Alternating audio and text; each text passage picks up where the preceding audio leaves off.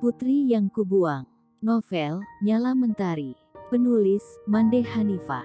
Episode 5. Butuh kurang lebih 2 jam waktu tempuh dari sudut kota Yogyakarta menuju Playen Gunung Kidul.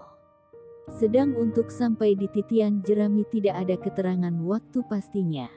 Kata Lui, dan dari artikel yang aku baca mungkin bisa 20 menit dengan mengendarai sepeda motor. Nanti mobil yang mengantarku hanya sampai di pusat kecamatan Playen saja. Aku harus menyewa ojek konvensional untuk mengantar ke titian Jerami desa yang hilang. Aku tidak meminta mobil itu menunggu karena jika nanti menemukan ibu mungkin aku akan menetap bareng beberapa hari. Sepanjang perjalanan aku tidak berhenti berdoa, semoga benar-benar bisa menemukannya di sana. Dan dia berada dalam keadaan baik-baik saja.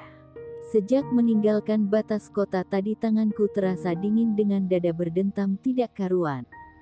Aku membayangkan bagaimana rupa wanita yang telah mengandung dan melahirkanku dengan susah payah itu meski akhirnya dia membuangku. Aku penasaran dengan alasannya.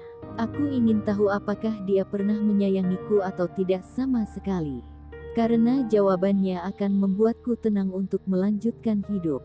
Atau jika nanti aku tidak bersua dengannya, aku tetap akan mencarinya sampai kapanpun.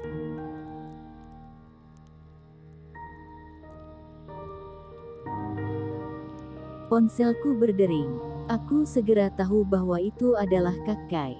Karena aku menggunakan nada dering khusus untuknya. Aku mengatur nada suaraku. Pagi kakakku yang ganteng. Aku berusaha seceria mungkin agar tidak terlihat sedih dan gundah. Apakah mentariku sudah sarapan pagi ini?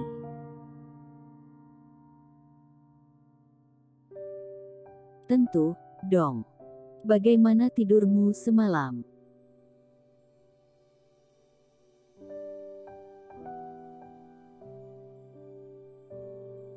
Sangat nyenyak. Kontrakan yang dipilihkan Bunda teramat nyaman sehingga aku merasa sama seperti di rumah. Sayang halamannya tidak rindang.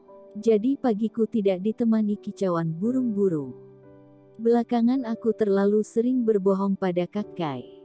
Namun aku yakin bahwa Tuhan akan memaafkan.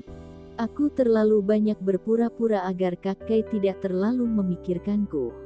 Aku ingin dia tahu bahwa aku masih Nyala Mentari, adiknya yang manja tapi tetap mandiri.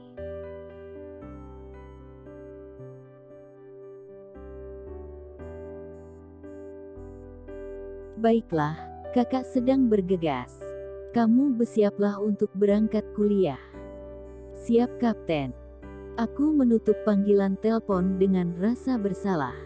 Entah sampai kapan aku akan menjadi pembohong di hadapan Kak Kai. Biarlah, sekarang aku tidak ingin terlalu memikirkannya.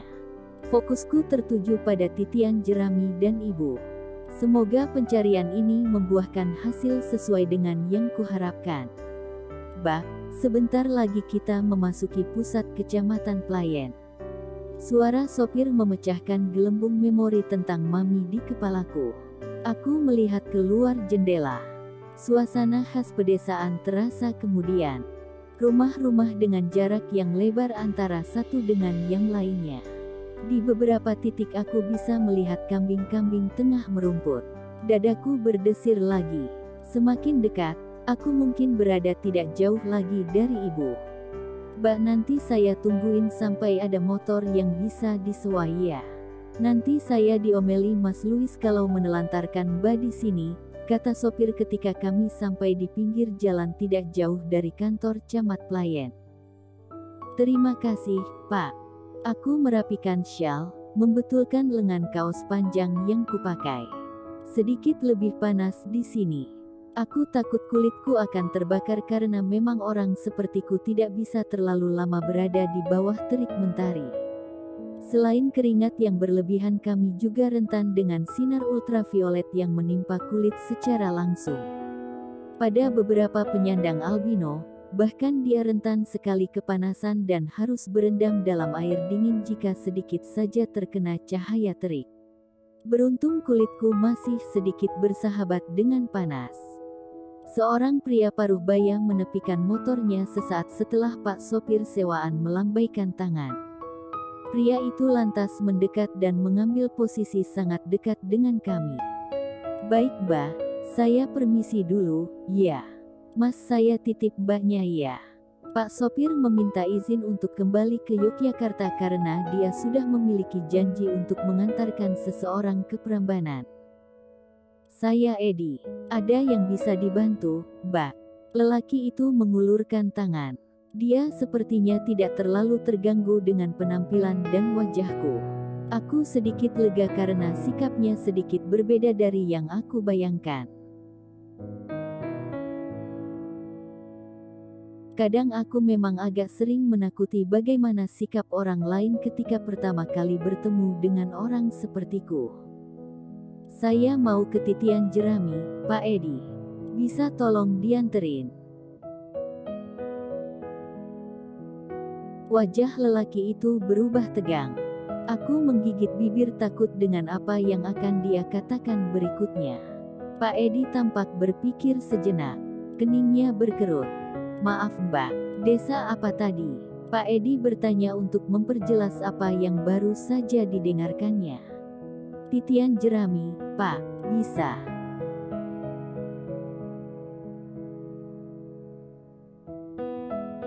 "Maksud Mbah, desa yang hilang, yang terletak di dalam hutan jati." Aku mengangguk saja agar urusan cepat selesai. Sesungguhnya aku juga tidak memiliki banyak pengetahuan tentang Titian Jerami. Sumber informasiku hanya internet. Entah apa yang tertulis di berita-berita itu benar apa tidak. Satu-satunya yang kupunya hanya kenekatan. "Pak Edi, bisa, Pak." Pak Edi terlihat bengong dan aku membuyarkan lamunannya.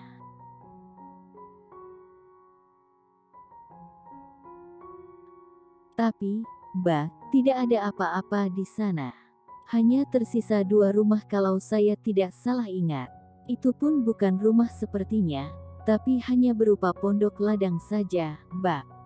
Saya terakhir ke sana sudah beberapa tahun yang lalu, sih. Kalau boleh tahu, Mbak mau ngapain ke sana?" Lelaki itu berbicara dengan suara yang lembut dan tetap ramah. Ada lega menelusup ke relung hatiku ketika mendengar penuturan Pak Edi. Setidaknya masih ada tempat yang kutuju. 2 rumah atau pondok atau apalah namanya, semoga masih ada penghuninya, dan semoga ibuku yang di sana. Sehingga aku tidak pulang membawa harapan kosong. "Oh, saya mencari seseorang, Pak." "Saudara, Mbak?" Iya, bisa dibilang begitu." "Oh, baiklah, mari saya antar. Tapi perjalanan kita agak jauh ya Mbak. Nanti setelah melewati desa Banyusoco kita akan melalui jalan tanah yang kecil untuk masuk ke Titian Jerami itu. Jalannya sedikit licin Mbak, karena semalaman hujan." "Mbak, tidak apa-apa. Mungkin kita akan berkendara sekitar 2 jam. Motor saya sudah butut jadi tidak bisa diajak ngebut." "Iya, tidak apa-apa Pak. Kita pelan-pelan saja." "Kalau begitu ayo Mbak, agar kita keluar dari sana tidak kemalaman. Gelap soalnya di area hutan jati kalau malam, tidak ada lampu penerang jalan." "Terima kasih banyak ya Pak. Nanti biayanya saya lebihkan." "Oh tidak usah Mbak, saya hanya kepikiran Mbak nanti gak dapat apa-apa di sana. Karena desa itu sudah lama ditinggalkan penduduknya Mbak. Dari cerita orang yang saya dengar, tempat itu sejak dulu tidak pantas disebut desa sih. Karena hanya dihuni beberapa puluh kepala keluarga saja. Saya juga kurang tahu kenapa orang-orang pergi meninggalkan desa itu. Maklum saya juga pendatang di sini Mbak. Saya dari Solo." Aku tidak menanggapi perkataan Pak Edi, karena sibuk memasang helm yang talinya sedikit susah untuk ditautkan. Titian Jerami itu semakin membuatku penasaran. Kenapa orang-orang pergi meninggalkan desanya? Kenapa desa itu tidak lagi diminati untuk ditinggal? Dan kenapa ibuku tega meletakkanku di mobil malam itu? Berpuluh pertanyaan lalu meloncat-loncat di kepalaku. Semua sungguh masih menjadi misteri besar yang sulit sekali untuk aku pecahkan. Asteris. Pemukiman penduduk sudah mulai jarang. Jalanan perlahan terasa semakin sepi. Mungkin karena masih pukul 8:30 pagi.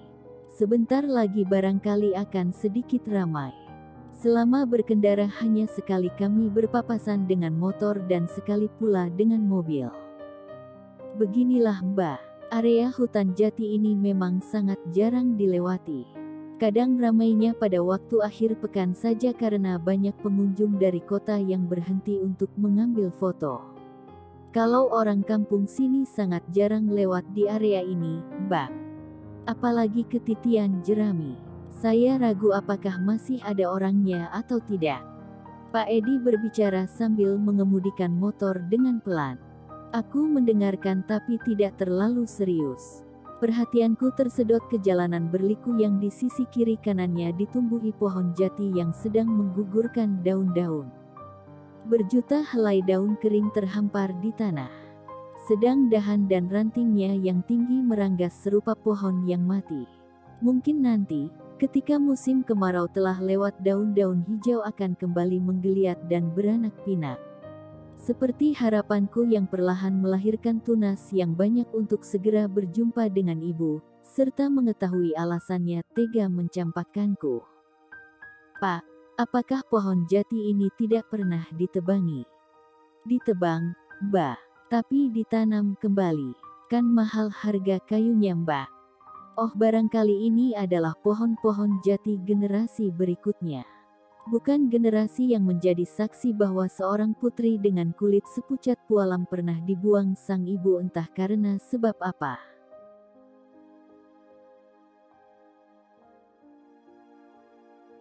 Oh iya Mbak, lepas belokan sebelah kanan nanti kita masuk ke jalan setapak ya, Mbak. Dari sana 1,5 jam lagi tempat yang Mbak tuju. Barangkali kita butuh menepi di warung kopi itu, Mbak, untuk membeli minuman. Nanti di dalam hutan jati tidak ada yang jual. Saya tidak mau Mbak kehausan. Kalau saya biasa membawa botol minuman sendiri. Iya tidak apa-apa Pak. Saya sebenarnya bawa tapi kita berhenti saja. Saya ingin membeli 1 botol air mineral lagi. Aku teringat kotak bekal dan sebotol air putih dan beberapa kotak susu segar yang dititip Louis ke sopir sewaan tadi.